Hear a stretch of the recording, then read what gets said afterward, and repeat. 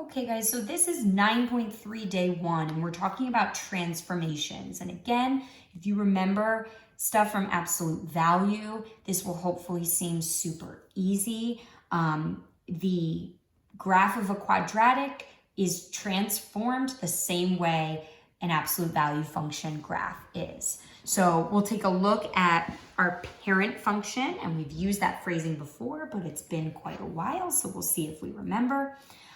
Real quick, I just wanted to remind you of your two forms. You have a test coming up next week on chapter 9, so just want to make sure you kind of understand the difference between the two. So this might be a good opportunity to maybe pause the video and see if you can kind of tell me how you would go about graphing in both forms.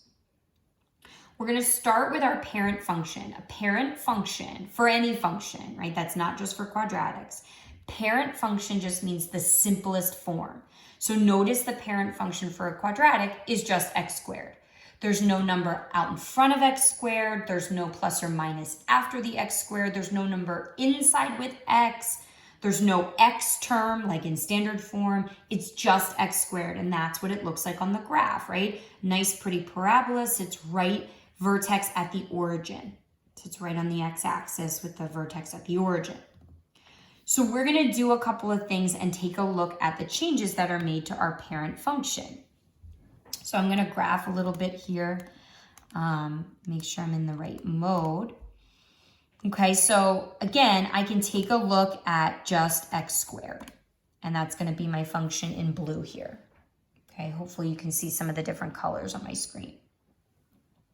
Now I'm going to go into y equals, and I'm going to keep my x squared function there, but I'm also going to put a number inside with x. So I'm going to put in a -3 inside with x. Think about what you think might happen to that graph.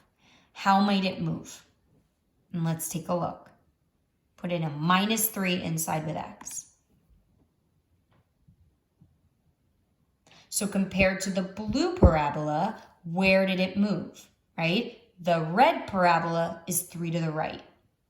So when I put in a -3 inside with x, it moved that graph 3 to the right.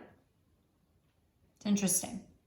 What if I put in, I'm going to change this now and make it a +1 inside with x. How is that going to move my graph? The -3 inside with x moved it 3 to the right. So what's the +1 inside with x going to do? Here's my parent function, and here's the +1 inside with x. It moved it 1 to the left. So notice, because of that different sign inside with x, right? If I see a minus a number inside with x, it's going to actually move it to the right that many. And if I see a +1 inside with x, it's going to move it to the left that many. I have another one just in case you want to see another example. I'm going to put a +4. Make some guesses, right? So a plus inside, so it's going to be the opposite of what I would normally think. So +4, I would normally think right 4, but it's inside, so I have to pull that out. So it's going to move it to the left 4. Let's take a look. Here's my parent function, and here's it moved to the left 4. Okay. So just to sort of summarize some of our conclusions here, and I have these 3 examples written for you. That -3 on the inside moved it right 3. That +1 on the inside moved it left 1. And you can see the graphs here show you. That +4 on the inside moved it left 4. Okay? So what do we notice? We talked about some of the things we noticed. What's our conclusion, right? If I see x plus a number, that means it's going to, because it's a plus, but it's inside with x, so it's going to be opposite. That means it's going to move it to the left. So left, whatever that number is. If I see a minus a number inside with x, that's actually going to move it to the right that many.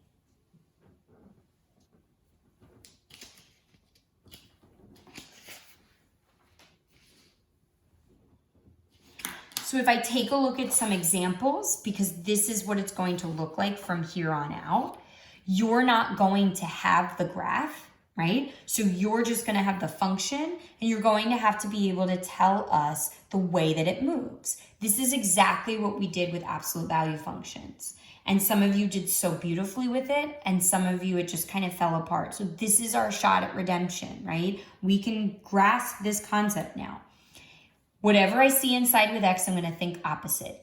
It's inside with X. So that's step one, is understanding that if it's inside with X, the movement is going to be horizontal. It's going to have to be a left or right movement because it's X. X is a horizontal axis.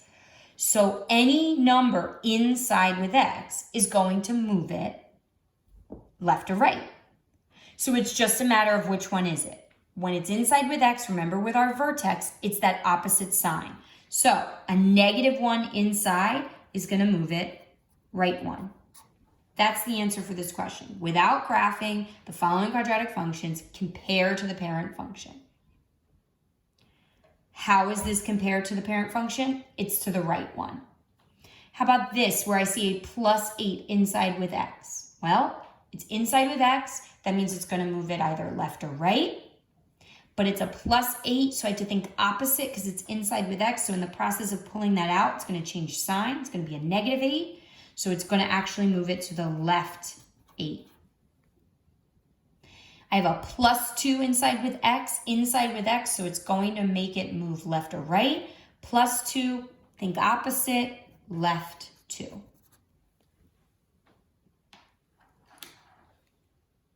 Okay, let's take a look at our next type of transformation. Now we're going to change the number outside the parentheses. So I'll do some on my calculator again to start. So I have my parent function. And then what I'm going to do first is I'm going to do a +3 on the outside, not inside the squared, but outside. So not inside with X. So this isn't affecting my X value. So it's not going to move the graph left or right? It's outside of that X squared part. So it's affecting my Y value. So vertical movement, up or down. Think about where it's going to move. Let's see. Here's my parent function. Here's the +3. It moved it up because think vertex, right? That number on the outside with vertex does exactly what I thought it would do. It moves it up 3.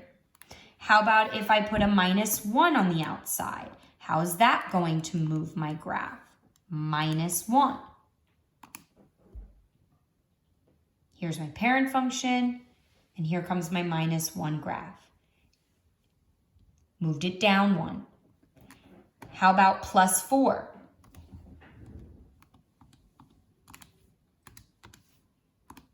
Outside with Y, it's going to affect vertical movement. +4 on the outside is going to move it up 4. So again, you have those 3 graphs. We talked about what we noticed. What's our conclusion? If I see X squared plus K, that's going to move it up K units. If I see X squared minus K, that's going to move it down K units. That's my conclusion. That number on the outside all the way to the right, the plus or minus, is going to move it up or down because it's changing my movement up or down. It's affecting my Y value. And it's exactly what I would think it would be because I don't have to pull it out from anything. It's not inside parentheses like this. So again, without graphing, can I compare to the parent function? Sure. Let's take a look at this example. This is a -5 on the outside. It's a K value, so it's affecting my vertical movement. And so it's going to be exactly what I would think. So it's going to be down 5. This is a +7 on the outside, not inside with X, outside. So it's not affecting X, it's affecting Y. So it's going to move my function up or down. It's a +7, so up 7. I have an X squared plus 1, not inside with X, so it's affecting my Y value. And I see a +1, up 1.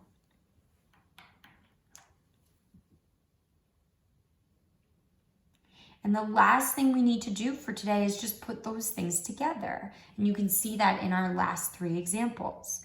So what if we now put numbers inside with X and numbers outside affecting Y? So if I were to take my parent function here, and it works better. The lighting is better when I have a paper underneath. I'm going to put a -2 inside with X. So X minus 2, the whole thing squared, plus 3. So let's think about this. If I didn't have the plus 3 before, and this was a problem from a couple minutes ago, it's a -2 inside with X, so pulling it out is going to change the sign. It's in with X, which means it's going to move it left or right, but change the sign, +2, right 2. If I just saw this a couple minutes ago, that plus 3 on the outside, I'd think changes in vertical movement, up 3. So I think, my guess, is that it's going to be right 2, up 3. Let's take a look. Here's my parent function. And here's my new graph. Can you see that it moved to the right? Look at the vertex. To the right 2 and up 3. How about this one? A +4 on the inside and a -1 on the outside. Let me make some predictions. How do I think this is going to move? +4 inside with X. Think opposite, left 4. -1 on the outside affecting Y, down 1. So let's see. I think left 4, down 1. There's my parent function. Left 4, down 1. Look at that vertex. -3 on the inside, -3 on the outside. Again, make those predictions. Right 3, down 3. Oh, I must not have. Oh, do you see what I did? I put in a negative instead of a minus.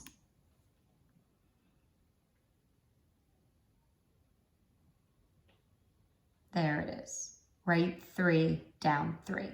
Okay, let's write some of those conclusions on here just because there's 2 parts to it, so it's getting a little jumbled in my head, right? Opposite of this, so right 2, up 3. Right 2, up 3. The 2 things are completely independent of each other, so I don't care that it's a -1. It could say minus spaghetti. I don't care. All I care about for a second is that it's a +4 inside with X. I have to think opposite, but left and right movement, so I guess left 4.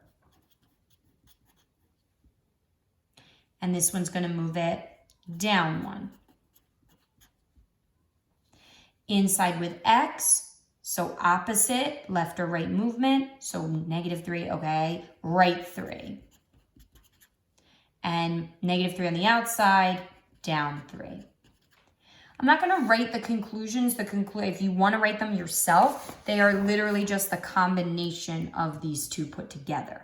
It's not really a new conclusion. If you want to write that in all 4 of the different scenarios, you can, but it might just be too much. It might look like too much, and then you feel like you have to memorize, which you don't.